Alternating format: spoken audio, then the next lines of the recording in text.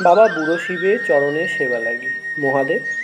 এই কথাটা আমরা শুনতে পাই বাংলা ক্যালেন্ডারের শেষ মাস চৈত্র মাস এলেই। কারণ এই চৈত্র মাসের পুরো সময়টা জুড়ে বাংলায় এক উৎসব পালন করা হয়, তার নাম হলো গাজন। এই গাজনেতে বহু মানুষ সন্ন্যাস ধর্মগ্রহণ করে এই একটা মাসের জন্য। আবার কেউ কেউ 5 দিনের করে, আবার কেউ কেউ 3 দিনের করে। তো এই মাসের সংক্রান্তি তিথিতে এবং তার আগের দিন এই সন্ন্যাসীরা যায় মহাদেবের উদ্দেশ্যে পুজো দিতে। শুধু সন্ন্যাসীরা না, বহু মানুষজন যায়। ঠিক তেমনই আমরাও বেরিয়ে পড়েছি বাবা বুড়ো শিবের অপর একটা রূপ পঞ্চানন্দ ঠাকুরের মন্দিরে। আর ডোমজুর এলাকাবাসীরা জানে যে বাবা পঞ্চানন্দের মন্দির বিখ্যাত হচ্ছে বাবা নান্নার পঞ্চানন্দ। তো আমি, মা এবং বড় মা তিনজনে আজ নীলাবতীর বিয়ে অর্থাৎ নীলের বাতির দিন ভোরবেলা বেরিয়ে পড়েছি সেই বাবা নান্না পঞ্চানন্দের মন্দিরে যাওয়ার উদ্দেশ্যে। মাঠ ঘাট জলা পুকুর পেরিয়ে আমরা আস্তে আস্তে বাবার মন্দিরের দিকে এগিয়ে চলেছি। আমি, মা, বড় মা তিনজনেই উপোস করে আছি, কারণ বাবার মাথায় জল ঢালবো এবং সেখানে ধূপবাতি জ্বেলে বাবাকে পুজো দেব। মনে বড় আশা যে বাবাকে আজকের দিনে দর্শন করব। আমাদের এখানে বাবা নান্নার পঞ্চানন্দ খুব জাগ্রত, যে যা চায় প্রত্যেকেরই মানত পূরণ হয়, বাবা কাউকে ফেরান না। তো সেই জন্য বহু ভক্ত আসে বহু দূর দূরান্ত থেকে। হাওড়া থেকে জল নিয়ে আসে যুবকরা বাঁকে করে হেঁটে হেঁটে, কারণ তাদের মনে একটা আবেগ যে বাবার মাথায় জল ঢালবো।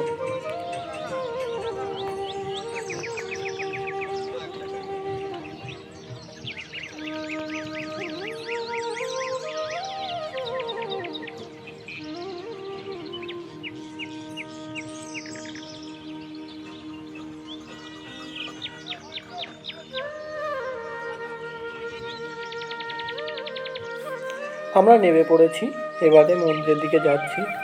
যেতে যেতে পথের সামনে পড়ল বড় বাবা অর্থাৎ শনিদেবের মন্দির এবং মা কালীর মন্দিরটা এখনো কমপ্লিট হয়নি।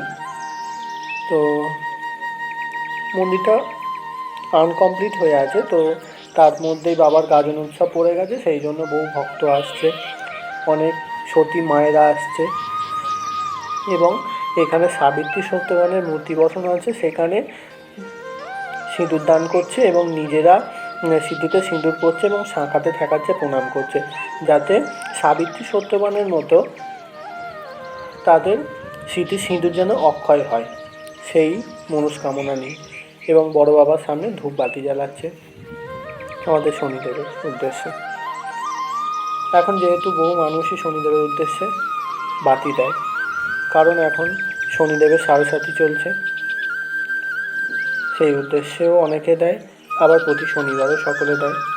তো তারপরে আমরা বাবার মন্দিরের দিকে আবার যাত্রা চালু করেছি। অনেকটাই হেঁটে যেতে হয়, তো যেতে যেতে অনেক দোকান পড়লো। বাবার এই যে ডালার দোকান, তারপরে ব্যাগপত্র সব বিক্রি হচ্ছে।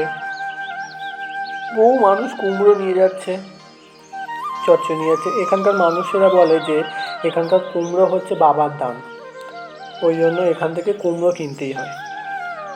এখানে যে সব মানুষ হোটেলে খাওয়া দাওয়া করে, তাতেও যে পরোটা খাবে পরোটা, কিন্তু তরকারির সঙ্গে যে ঘুগনি খাবে ঘুগনি, কিন্তু মাস্ট হচ্ছে মানে থাকবেই কুমড়োর তরকারি, ডাঁটা চচ্চড়ি। তো আমরা আস্তে আস্তে এগিয়ে যাচ্ছি। কত মেলাপাট দোকান বসেছে, জিলিপির দোকান থেকে চালু করে সমস্ত কিছু। একধারে দেখলাম সমস্ত ভক্তদের উদ্দেশ্যে বিনামূল্যে বাতাসা এবং জলদানের ব্যবস্থা করেছে ওখানকার কিছু মানুষেরা।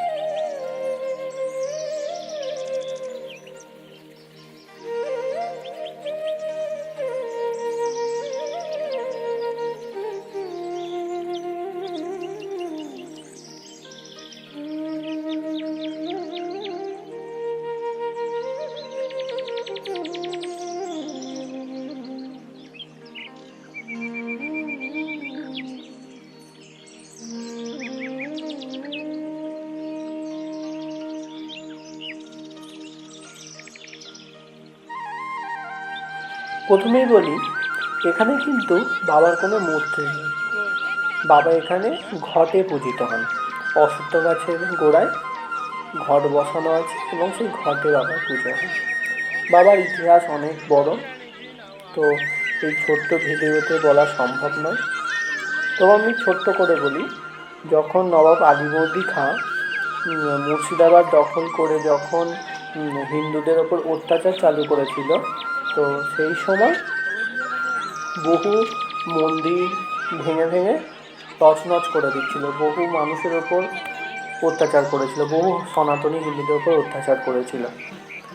তো সেই সময় কি করেছিল, ওই মুর্শিদাবাদে পঞ্চনন্দ ঠাকুরের ঘট ছিল, সেই ঘটকে ভেঙে নদীর জলে ভাসিয়ে দেয়।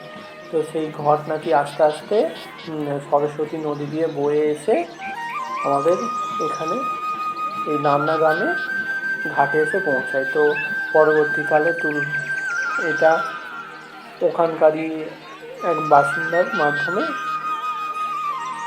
বাবা প্রতিষ্ঠিত হন। তো অনেক বড় ব্যাখ্যা আছে, অতটা বলা সম্ভব নয়, তাই আমি ছোটো করেই বললাম যে এরকমভাবে বাবার প্রতিষ্ঠা হয়। তো এই বাবার বড় অশ্বত্থ গাছ আছে মন্দিরের মধ্যেই। তো অশ্বত্থ গাছের গোড়াতে বাবার ঘট, এবং তিনি ওই অশ্বত্থ গাছেই পূজিত হন।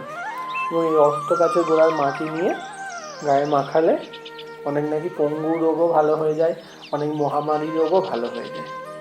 এই বিশ্বাস, বহু মানুষ বহু উপকার পেয়েছে বাবার কাছে, তাই বারবার ছুটে আসে। আমরাও তাই বারবার ছুটে এসেছি। ওই যে বাবার মন্দির, বাবার অশ্বত্থ গাছ ওখানে। আর এখানে আরেকটা নিয়ম হচ্ছে, বাবাকে চাল ছুঁড়ে নৈবেদ্য দিতে হয়। তো সেই জন্য বহু ভক্ত চাল ছুঁড়ে ছুঁড়ে দিচ্ছে। যখন মন্দির প্রতিষ্ঠিত হয় তখন যিনি প্রতিষ্ঠা করেন তিনি নাকি বাবাকে নৈবেদ্য হিসাবে চাল ছুঁড়ে দিয়েছিলেন। তো সেই জন্য নাকি এখনও এই রীতি চলে। তো আমরাও নিয়ে গিয়েছিলাম বাড়ি থেকে চাল। ভগবানকে অর্থাৎ মহাদেবকে পুজো তো আমরা দিয়েছি, কিন্তু তার সঙ্গে ওই চাল ছুঁড়ে দিয়েছিলাম। তো সেই ভিডিও তো করা সম্ভব হয়নি, প্রচণ্ড ভিড়, বহু ভক্ত সমাগম হয়। বিগত 20 বছরের মধ্যে এই প্রথম এত ভিড় হয়েছে এই 2025-এ। বাবা খুবই জাগ্রত। আমরা বাড়ি ফেরার পথে একটু কেনাকাটা করে টুকটাক তারপরে আবার বাড়ি ফিরলাম, টোটোয় উঠে বাড়ি। ধন্যবাদ সকলকে, সকলেও ভালো থাকবে।